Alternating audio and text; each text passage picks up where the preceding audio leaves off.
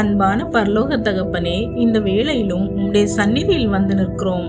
இந்த நேரத்தில் எங்கள் இருதயங்களை உம்முடைய கரங்களில் ஒப்படைக்கிறோம். ஆண்டவரே, எங்களுக்குள் இருக்கும் கோபம், எரிச்சல், மனக்கசப்பு, பழிவாங்கும் எண்ணம், வார்த்தைகளால் பிறரை காயப்படுத்தும் பழக்கம் ஆகிய அனைத்திலிருந்தும் எங்களை விடுவித்தருளும். அன்பின் தேவனே, சில நேரங்களில் சிறிய காரியங்களுக்கு கூட நாங்கள் கோபப்பட்டு பேசக்கூடாத வார்த்தைகளை பேசுகிறோம்.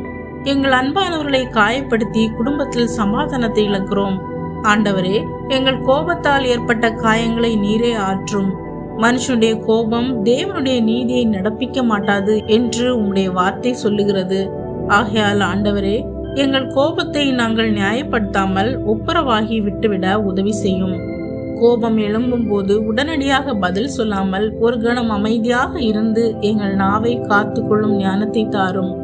கோபத்தில் பேசப்படும் ஒரு வார்த்தை பல ஆண்டுகளாக இருக்கும் உறவை உடைத்து விடாதபடி எங்களை பாதுகாத்தருளும். ஆண்டவரே, எங்களை கோபப்படுத்துகிறவர்களுக்காகவும் ஜெபிக்க கற்றுத்தாரும். எங்களை காயப்படுத்தியவர்களை பழிவாங்க வேண்டும் என்ற எண்ணத்தை மாற்றி போட்டு மன்னிக்கும் இருதயத்தை தாரும். இயேசுவே, சிலுவையில் உம்மை துன்பப்படுத்தியவர்களுக்காக கூட மன்னிப்பை கேட்டீர். அந்த இரக்கமான இருதயம் எங்களுக்கும் இப்பொழுது தாரும். ஆண்டவரே, கோபம் எங்களை ஆளாமல் பரிசுத்த ஆவியானவர் எங்களை ஆளட்டும். எங்கள் கோபத்தின் பின்னால் இருக்கும் காயங்களையும் நீர் அறிந்திருக்கிறீர். நிராகரிப்பு, அவமானம், ஏமாற்றம், அநீதி, மனவேதனை, பழைய நினைவுகள் இவற்றினால் எங்கள் உள்ளத்தில் உருவான கசப்பை நீக்கி இருதயத்தை சுத்திகரியும். எங்கள் குடும்பத்தில் கோபத்தால் ஏற்பட்ட பிரிவுகள் இருந்தால் அவற்றை சரி செய்யும். கணவன் மனைவிக்குள் சமாதானம் உண்டாகட்டும். பெற்றோர்களுக்கும் பிள்ளைகளுக்கும் இடையே அன்பு பெருகட்டும்.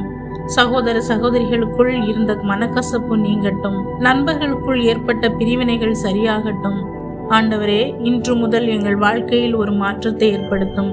கோபத்தின் அடிமைகளாக அல்ல, சுய கட்டுப்பாட்டுடன் வாழ்கிற தேவனுடைய பிள்ளைகளாக எங்களை உருவாக்கும். எங்கள் வீட்டில் சண்டையின் சத்தத்திற்கு பதிலாக ஜெபத்தின் சத்தம் கேட்கட்டும். கோபத்திற்கு பதிலாக அன்பும், கசப்பிற்கு பதிலாக மன்னிப்பும், பிரிவுக்கு பதிலாக ஐக்கியமும் உண்டாகட்டும். இந்த ஜெபத்தை விசுவாசத்துடன் இயேசு கிறிஸ்துவின் வல்லமையான நாமத்தில் ஏறெடுக்கிறோம். ஆமேன்.